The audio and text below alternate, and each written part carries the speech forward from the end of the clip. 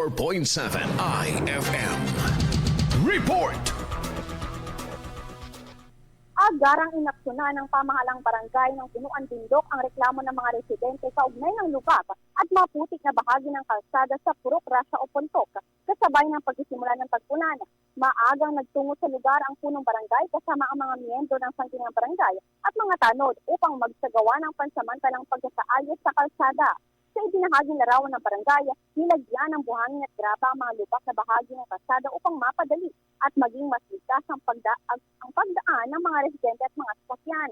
Ang mga materyales ay kinuha pa mula sa bayan ng Sumpapyan. Agarang aksyon umano ito upang maibsan ang problema ng mga motorista at residente sa nasabing kalsada, lalo na sa panahon ng tagpulan. Kasama mo mula rito sa Dagupan City, ako si Idol Kate Bispo. Tatak, IFM. IFM News. IFM News. IFM News.